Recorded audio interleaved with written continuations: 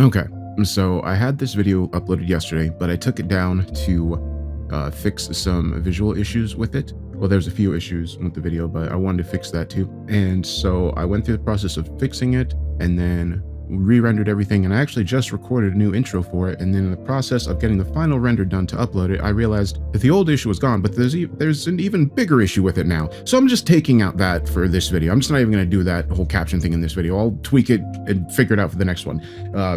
Yeah, I'm done messing with that. I'm not rendering this video for a fifth time again. So I'm recording this so I can slap this over the other intro where I said it was all fixed now.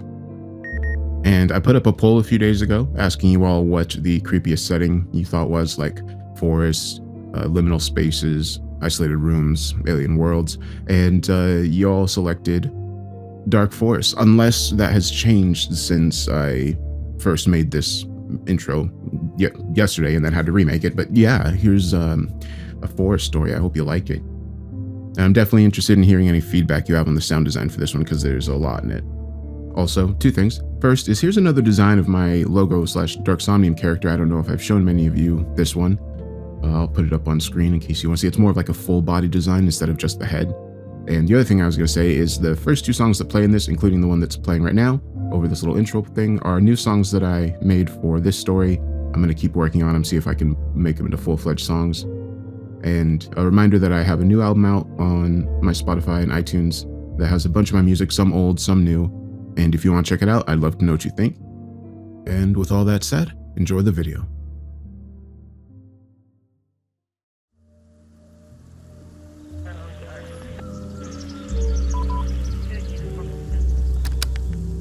Martin pressed the record button on the handheld unit and held it close to his mouth as he ducked under the rope the patrol officers had strung between the trees. October 14th, 1972. George Washington Park, Centralia. Arrived on scene at approximately 9:45 in the morning. Initial assessment. 4 victims, male, adults, suspended inverted from separate trees, all 4 wearing hunting clothing. Rifles and sidearms still on their persons. Robbery does not appear to be a motive. He released the button and stood still for a moment, taking in the scene properly before he moved any closer. The morning light was coming through the canopy at a low angle, catching the dew on the grass and throwing long shadows across the ground. The 4 men hung in a loose row, each from a different oak, their left ankles tied to a branch with what looked like homemade hemp rope. Their arms hung straight down toward the earth, fingers slightly curled. Their faces were dark with pooled blood. He pressed record again. The hanging configuration is deliberate and consistent across all 4 bodies. Ritualistic presentation cannot be ruled out. 2 possible reference points come to mind. First, the martyrdom of St. Peter, who was crucified inverted at his own request. Second, the Hanged Man card in the tarot deck, which depicts a figure suspended from 1 foot in a posture nearly identical to this. We'll revisit both lines of thinking once more information is available. He released the button and walked toward the nearest body. He crouched down, bringing his face level with the man's inverted head. There were small cuts all over, but the main wounds were concentrated on the torso and legs. Multiple punctures, some deep, some shallow. The surrounding tissue ragged and torn in a way that was inconsistent with a straight blade. He tilted his head and examined the margins of one of the larger wounds on the man's side. Wounds across all visible portions of the torso appear to have been inflicted by a serrated instrument. Jagged entry points, tearing rather than clean separation of tissue. Consistent with repeated stabbing rather than a single or small number of strikes. This was not efficient. This took time. There also appears to be what I can only describe as hundreds of paper cuts all over the exposed skin. He stood and moved to the second body, then the third, finding the same pattern each time. By the 4th, he had stopped recording and was simply looking, his hands on his coat pockets, the recorder hanging from his fingers. His apprentice, a younger man named Drew Kowalski, appeared at his shoulder.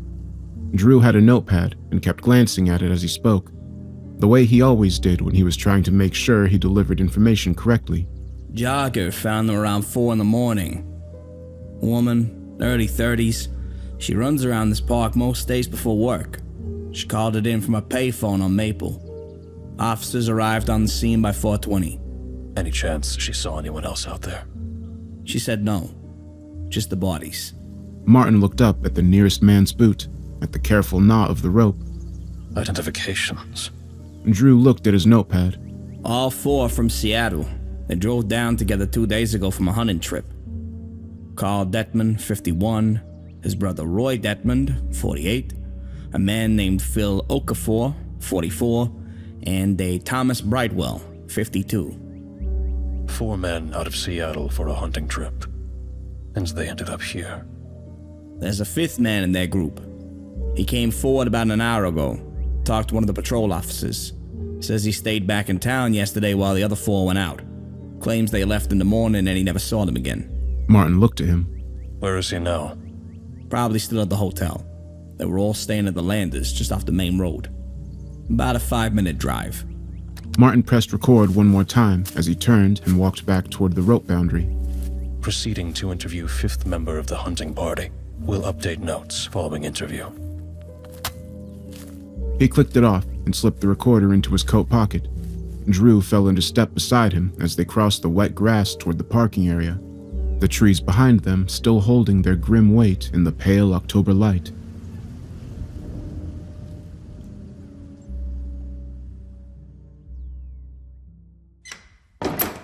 The room smelled like cigarettes and the particular stale warmth of a heating unit that had been running all night. Martin sat in the chair beside the small desk, Drew standing near the door with his notepad. Bob Ellers was a heavy-set man in his mid-50s, sitting on the edge of the bed with his hands clasped between his knees. I already told all this to the officer this morning. I know you did. And I appreciate your patience. I just need to hear it myself. How long have you known Carl, Roy, Phil, and Thomas? Carl and I go back to high school. The others, maybe 15 years, give or take. We've all been close a long time. And this hunting trip, had you all done this before? Come down to Centralia specifically? Every year. This would have been our 6th time, I think. Maybe 7th. We like it out here. It's quiet. The hunting's good. Do you know anyone in Centralia? Anyone you've gotten friendly with over the years? A local you stay in touch with? Not really. We keep to ourselves when we're down here. It's about the hunting, not the socializing. Is there anyone who might have known you were coming? Someone from back in Seattle? Maybe someone who knew your routine? Bob looked at him. You mean like an enemy? Like anyone who might wish the group harm and knew where you'd be? No. Bob said flatly without hesitation. We're not that kind of people. We work, we get together on weekends, we do this trip once a year. Nobody has enemies. That's not our life. Martin nodded. Walk me through everything from the time you arrived in Centralia until this morning. Everything you can remember. We got in yesterday afternoon, around 2, maybe 2:30. Checked in here, dropped our bags, then we went for lunch, at that diner on the main road. After that, we walked over to the hunting shop, just to browse. Phil ended up buying a new scope. Spent about 20 minutes talking to the man behind the counter about it. Then we just walked around town for a while, looked in some of the shop windows. Nothing specific, just passing time. We came back here for dinner, ate at the hotel restaurant. Then we went to the bar down the street for drinks. Which bar? Hannigan's, I think. The one with the green sign. Okay. Go on. We were there maybe 2 hours. It was a good night. Everybody was in a good mood. Phil got talking to a woman at the bar. A young woman, late 20s maybe. She had that kind of look, you know? Long skirts, lots of beads. A hippie type. Just Phil? Phil and Thomas both ended up sitting with her. The rest of us were at the other end of the bar. I could see them talking, but I wasn't part of the conversation. Do you know what they talked about? She did some kind of tarot reading for them. Phil and Thomas both. I remember thinking it was funny. Phil's not that kind of guy, but he was eating it up. Martin leaned forward slightly. Do you know her name? I never caught it. Like I said, I wasn't over there with them. Only Phil and Thomas really spent time with her. What happened at the end of the night? Phil left with her, just the two of them. Rest of us came back here around 11. Phil didn't show up until maybe 1 in the morning. Said he almost got unlucky with the hippie. Bob's mouth tightened. We gave him a hard time about it the way you do. Then we all went to bed. Early morning, hunting trip. But you didn't go. My knee. He patted his left leg.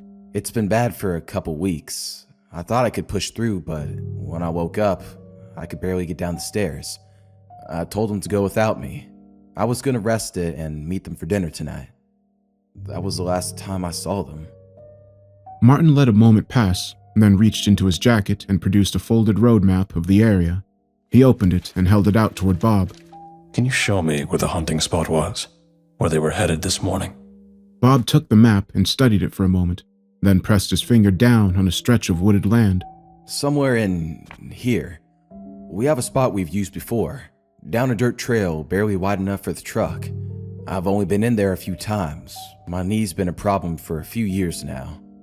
Martin took the map back and studied the area Bob had indicated, then folded it and put it away. Thank you, Bob. I mean that. I know this has been a terrible morning.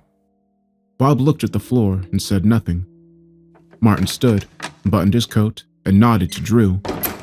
They let themselves out into the hallway and walked toward the stairwell without speaking until they were outside in the parking lot and the cold air settled around them. Hannigan's.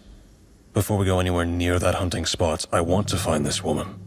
You think a bartender would know her? It's a small town, and she apparently makes an impression. He opened the car door. Let's find out.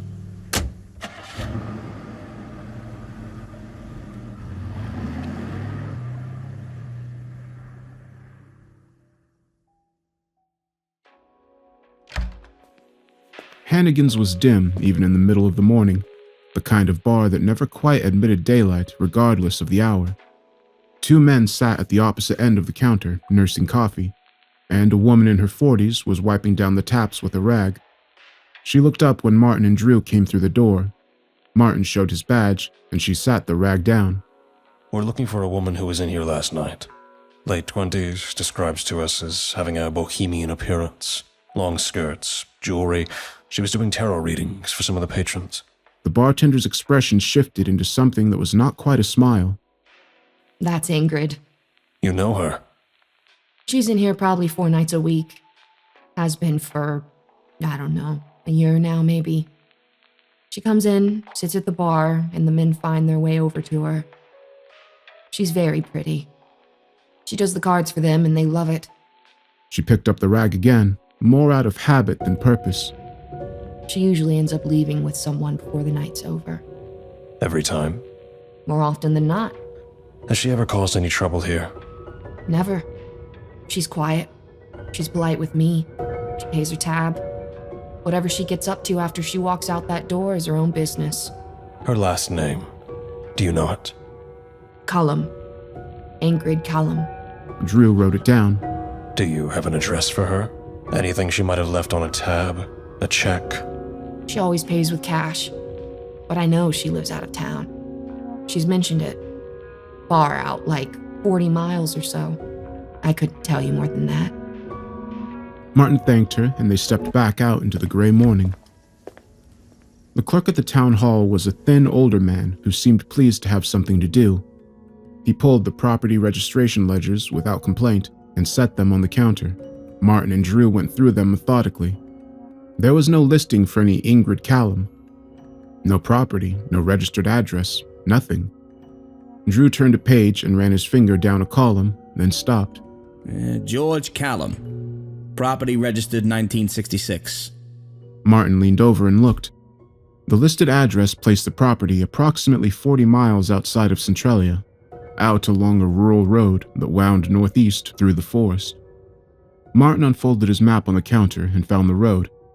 He traced it with his finger until he located the approximate position of the property, then held the map flat and found the spot Bob had pressed his finger against that morning. Less than a mile separated them.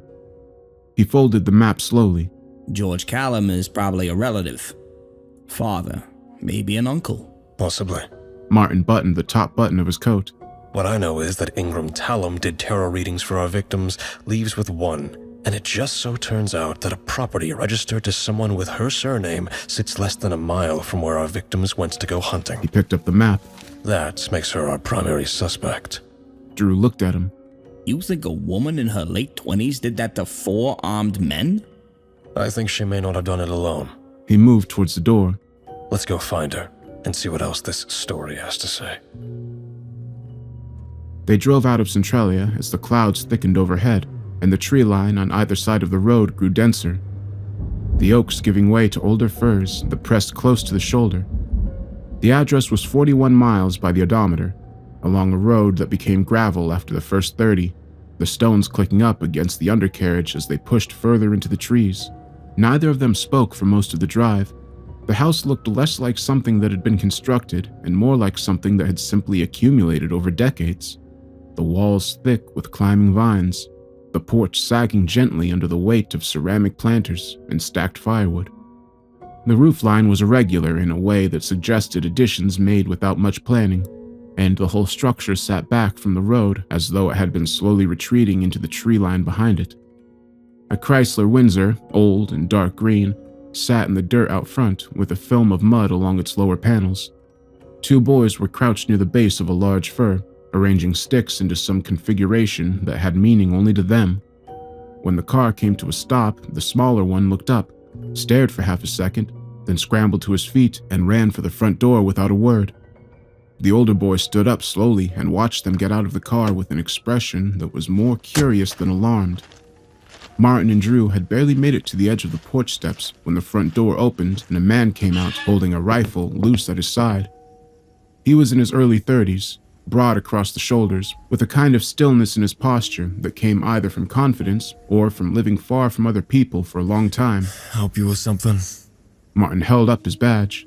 My name is Martin Stanzi. I'm a detective investigating the deaths of 4 men found in George Washington Park this morning.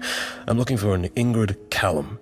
I have reasons to believe she was among the last people to see those men alive, and I'd like to speak with her. The man looked at the badge, then at Martin, then at Drew. He leaned down and set the rifle against the porch railing. I'm George Callum. Ingrid's my wife. She's inside. He pushed the door open and held it. Come on in. The interior was dim and smelled like wood smoke or something herbal. The furniture was mismatched, but not uncomfortable looking, and every flat surface held something. Candles or dried bundles of plants or small arrangements of stones and feathers. George led them to a dining table near the back of the main room and pulled up chairs. Sit down. I'll go get her. He disappeared down the hallway. Martin and Drew settled into their chairs, and a moment later, 2 boys appeared in the doorway to the dining room, the younger one half hidden behind his brother's shoulders. The older boy walked in and stood at the corner of the table with his arms at his side. "I'm David, and this is my brother, Henry." Henry raised one hand briefly in a wave. Good to meet you both. I'm Martin. I'm here to talk to your mother for a little while. David studied him with a directness that was unusual for a child his age. "Are you here to fight our dad?" Martin blinked. No. Why would you think that? Henry stepped out from behind his brother. "People show up a lot and they want to fight Dad. A lot of people don't like him," David added, in the tone of someone stating a simple fact. Martin kept his expression neutral. Why would people want to fight your father? "Because of Mom. The men see her and they want her, and they want to fight Dad to get her." Martin looked at Drew briefly, then back at the boys. I see. And has anyone ever actually fought him? David did not have to think about this. "Oh yeah, all the time. And Dad's very strong," Henry said, with evident pride. Oh, I see. It's good to have a strong dad, isn't it? If you don't mind me asking, what did you boys get up to yesterday? "The forest," Henry said immediately. "We were in the forest all day. We found a bear skull," David added. "A big one. We brought it back and put it in the woodpile." Do you go far into the forest? "Pretty far. We know all the trails." Do you ever see other people out there? Hikers, hunters? David shrugged. "Sometimes hunters come through in the fall mostly." Did you see any hunters yesterday? David looked at Henry. Henry looked at the table. "No," David said. Martin nodded slowly. Do you boys go to school in town? Mom teaches us here, Henry added. What are you studying right now? Sums, Henry said, making a face. And reading, David said. Mom's been reading us old stories, old ones from before regular books. Do you like them? Some of them are scary, Henry added, but David likes the scary ones. And someone has to, David said without apology. Martin smiled faintly. He let the conversation rest for a moment and glanced down the hallway where George had disappeared. The house was quiet except for the sound of wind against the irregular roofline. Drew leaned slightly toward Martin and said, under his breath, He's taken a long time. He is. He turned back to the boys. David, Henry, would you mind going and telling your dad and your mom that we're ready when they are? The boys looked at each other, then ran off down the hallway, with the particular thundering energy of children who have been sitting still longer than they wanted to. Their footsteps receded, a door opened somewhere, and the house went quiet again. Martin and Drew sat without speaking. Somewhere outside, a branch scraped against the window. A candle on the sideboard had burned low enough that its light barely reached the center of the table. After another 2 minutes, footsteps returned down the hallway, slower this time. George came in first. Behind him came Ingrid. She was, as the bartender had suggested, and as Bob Ellers had not quite found the words for, very striking. She was tall and dark-haired, with a kind of composed, unhurried quality in her movement that made the room seem to rearrange itself around her. She was wearing an ornate gypsy dress, flowing with beads and flowery laces. She met Martin's eye as she sat down across from him and did not look away. George sat beside her and folded his hands on the table. Martin opened his notepad. Thank you both for making the time. Martin clicked the recorder on and set it on the table. Ingrid, I'd like to hear from you about last night. You were at Hannigan's bar and you spent time with 2 of the victims. Can you walk me through what you remember? Ingrid opened her mouth but was interrupted. I killed them. The room went still. Martin looked at him. All 4 of them. He was not agitated. His hands were still folded on the table. Martin reached over and picked up the recorder. Mr. Callum, you're telling me you're responsible for the deaths of Carl Detman, Roy Detman, Phil Okafor, and Thomas Brightwell. That's right. I need you to tell me how, and I need you to tell me why. George unfolded his hands and placed them flat on the table. Well, the why is simple. Men like that, they come out from the city every year, and they walk into the forest like they own it. They don't even know its name. They don't know what lives in it. They don't know its importance and what's to come. They take from it and they leave, and they never think once about what they've taken from. He paused. The forest doesn't forget that, and I speak for the forest. Martin kept his voice even. And how, Mr. Callum? I told the trees about them. Martin looked at him for a long moment. What does that mean? It means I told the trees, and the trees took them out. Drew had stopped writing.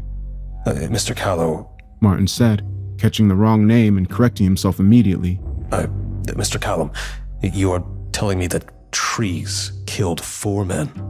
I'm telling you I told the trees to do it, yes. And the wounds on their bodies, trees did that by themselves? The trees have many parts, George said simply. Martin set the recorder down. He looked at Ingrid, who was sitting with her hands in her lap and her eyes on the surface of the table. She had not spoken a single word since entering the room. He looked back at George. George Callum, I'm placing you under arrest for the murders of Carl Detman, Roy Detman, Phil Okafor, and Thomas Brightwell. You'll be coming back with us to be processed and charged. Do you understand what I'm telling you? I understand. I'll go without any trouble. Martin stood and drew his cuffs from his belt.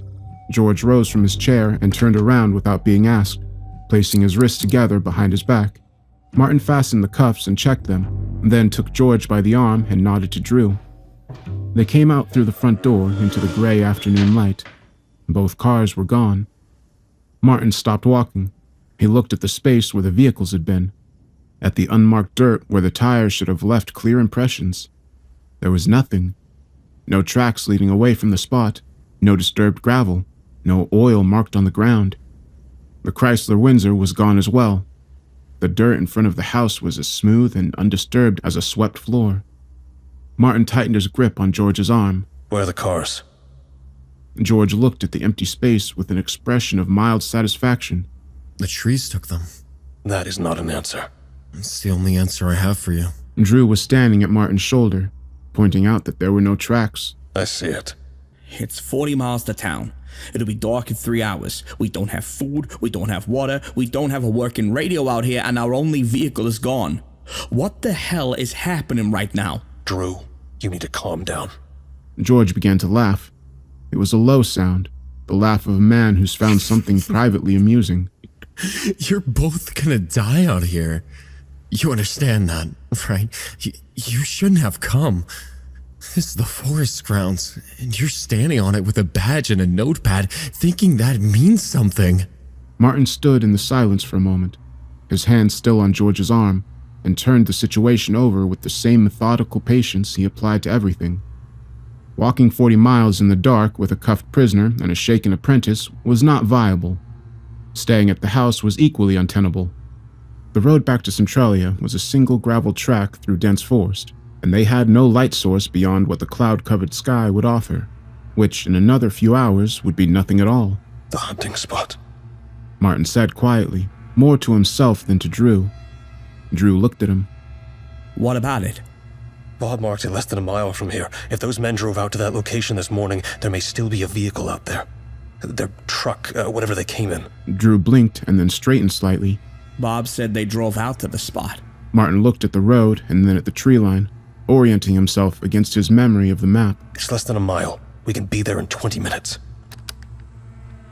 Proceeding on foot to the victim's vehicle location northeast of the Callum property. Prisoner George Callum in custody.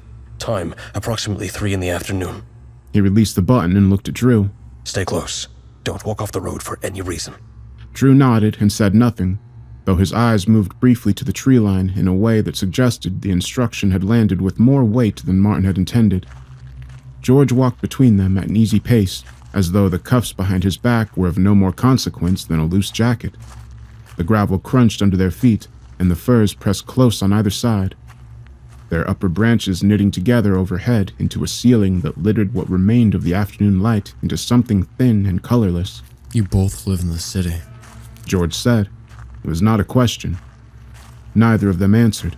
You've got your cars and your electric lights and your phones, all that wire strung between poles, all that concrete poured over the ground so you don't have to touch it. He tilted his head slightly as he walked, as though he was listening to something in the trees. Do you think that's progress? You think distance from the natural world is something you've earned? Mr. Callum, you don't need to talk. I know I don't. But you should hear this before it's over. There's something very old that has been watching what men have been building. Something that was here before the first stone was ever set. All this machinery, all this industry, all these cities spreading out across the land like a sickness, it's all been getting his attention, pulling his eyes towards us. Drew kept his gaze on the road ahead. The only answer is to go back, live with the trees, eat what the land offers, stop poisoning the ground and stringing wire through the sky. That's not primitivism. That's survival. That's the only thing that closes the eyes back up. Unfortunately, it's a little too late for that. The men I killed yesterday didn't understand that. They came into the forest with their guns to take from it, and they never once considered that the forest had an opinion about that. And the forest's opinion required 4 men to be stabbed repeatedly and hung upside down from trees. The forest isn't gentle.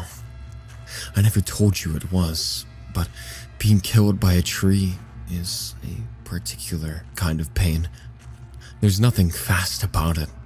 The woods find the soft places. He looked sideways at Martin with a kind of clinical interest. You understand that soon enough. Both of you. Drew said nothing, but Martin could hear the change in his breathing. Martin unfolded the map without slowing his pace and studied it as he walked. The gravel road continued another quarter-mile before the trail broke off to the right, cutting northeast through the forest toward the area that Bob had indicated. He could already see, as they rounded a slight bend, where the trail mouth opened between two large firs. And there, pressed into the soft earth at the trail's edge, were tire tracks. Wide set, heavy tread. A truck. This is our turn. Martin said, folding the map. Drew looked at the trail. The tree cover was immediate and dense, the path swallowed by shadow within 40 feet of the road. I don't like it. George looked at him. You're right not to. Don't do that. He's right. The trail goes through the old growth. Those trees have been there longer than the state has existed. They know what I told them. Drew had stopped walking. He was standing at the trail mouth, looking into it with his notepad held against his chest like a small shield. Martin, what if he's telling the truth? He's not telling the truth. He's a man in handcuffs who killed 4 people and is trying to frighten us into making a poor decision. The truck is down here. We need the truck. What if it's not there? Then we'll make another decision. Come on.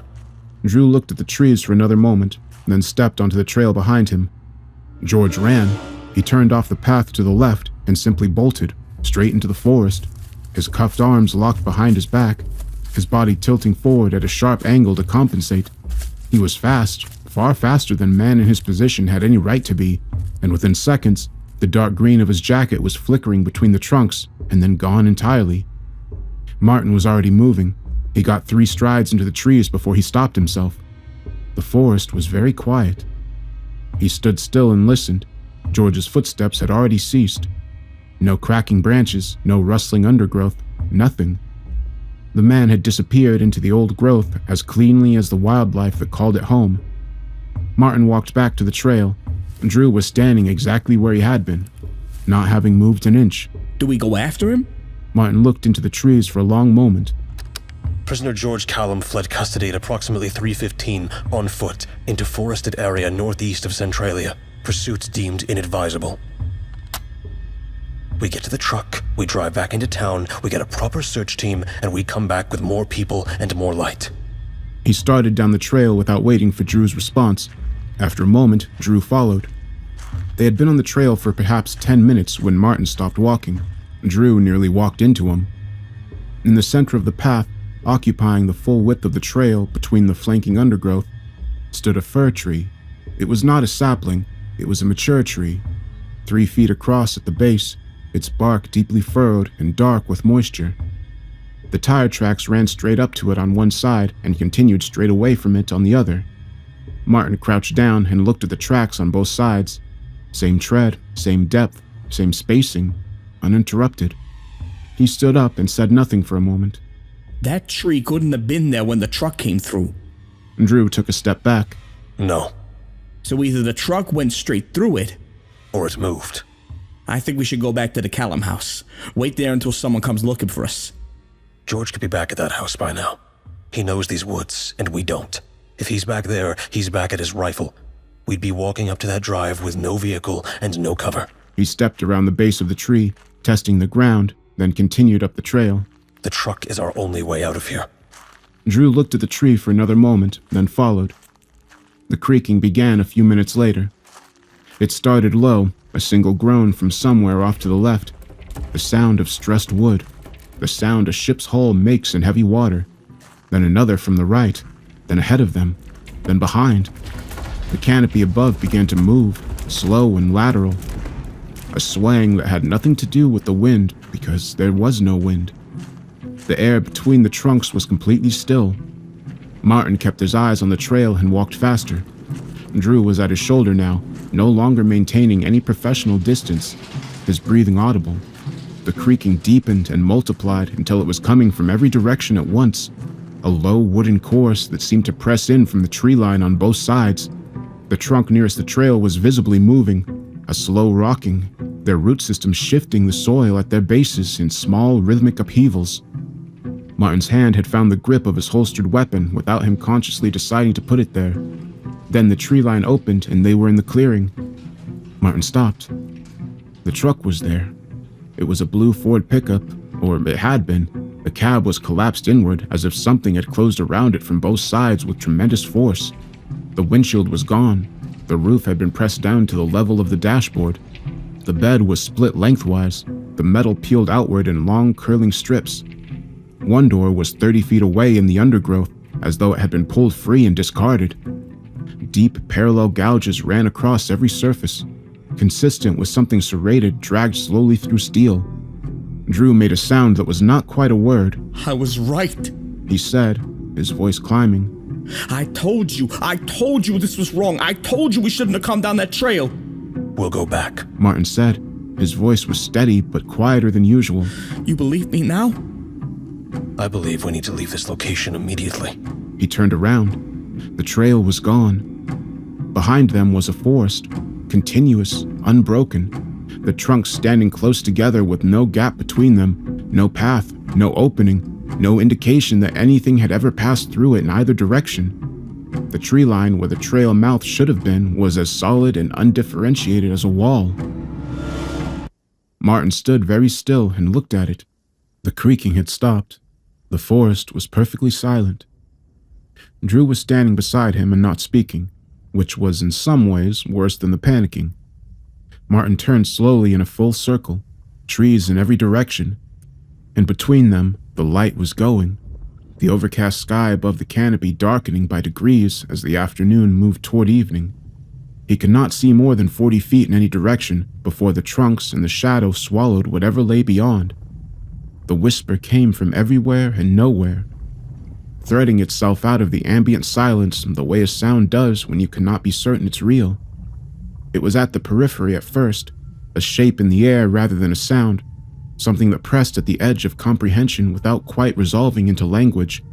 Then, slowly, over the span of perhaps a minute, it found its form.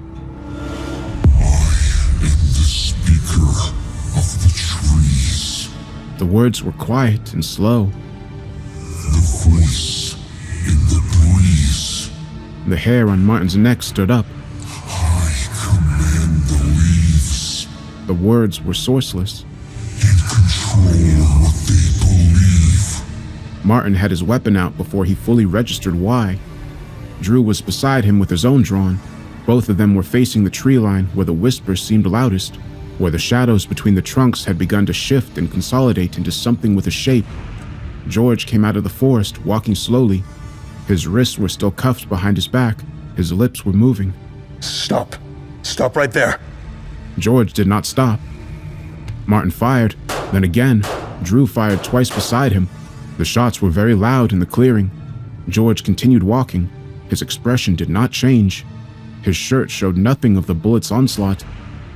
Martin adjusted and fired again and again, methodical and controlled by the way he'd been trained. Drew was firing as fast as he could pull the trigger. Drew's weapon clicked dry. He kept pulling the trigger for a moment before he registered it. Then he lowered his gun and stood holding it at his side, his chest heaving. The creaking began again, and beneath it a whisper continued. And now the trees were moving, not swaying, moving. The root system at their bases were pulling free of the soil with sounds like tearing fabric, dense wet pops as the earth gave way and the trunks were walking, slow and grinding, the whole circumference of the clearing shrinking inward degree by degree.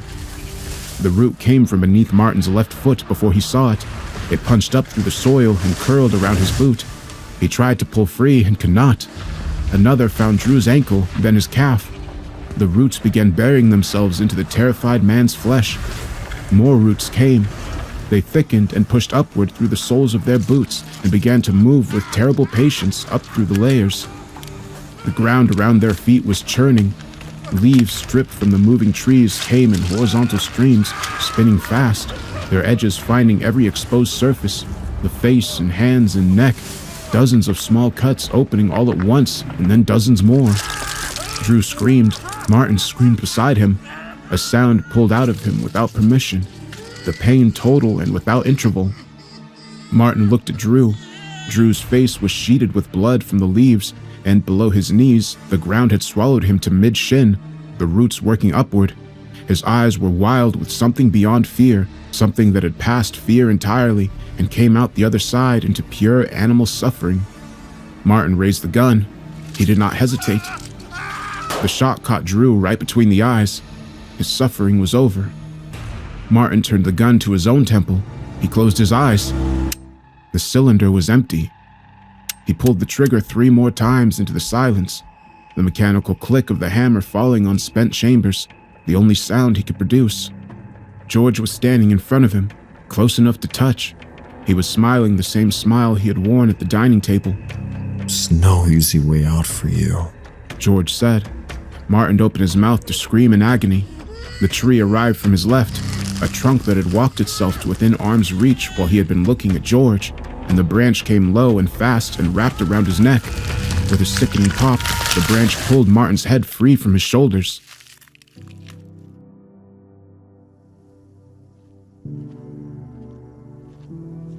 The kitchen light was on when George came up the driveway, warm and yellow in the front window. Ingrid was standing at the door before he reached the porch steps. She looked at his face and knew. How did it go? It's done. George said. He came up the steps and stood in front of her. The sacrifice has been made. There's now only one left. Ingrid's eyes filled with tears as she looked away from him, out towards the tree line. Her jaw worked for a moment before she spoke. Is there any other way? George, please tell me, is there any other way at all? There isn't. I'm gonna miss you.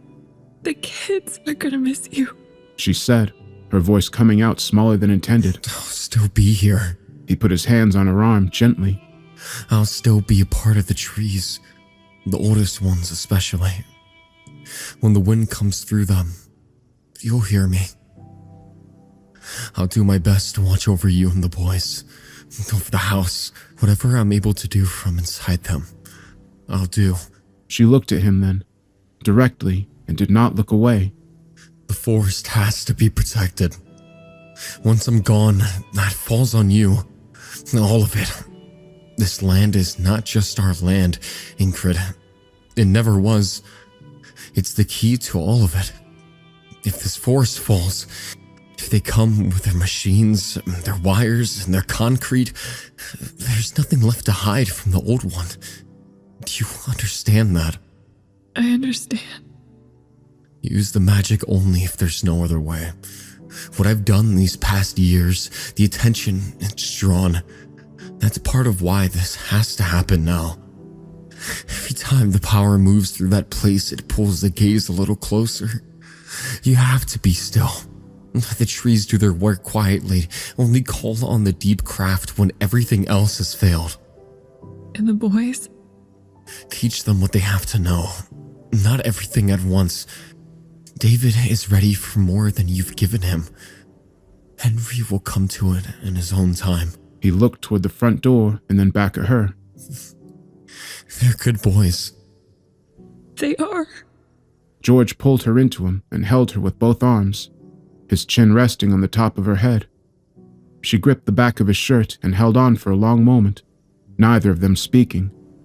The night was very quiet around the house. The trees at the edge of the clearing stood without moving. Then he stepped back and held her face in his hands for a moment and kissed her. Look after the forest. He turned and walked down the porch steps, across the cleared ground toward the tree line, his footsteps quiet on the cold earth until his shape vanished beneath the trunks. She stood there for a long time after he disappeared, one hand resting on the doorframe, listening to the breeze rustling through the trees.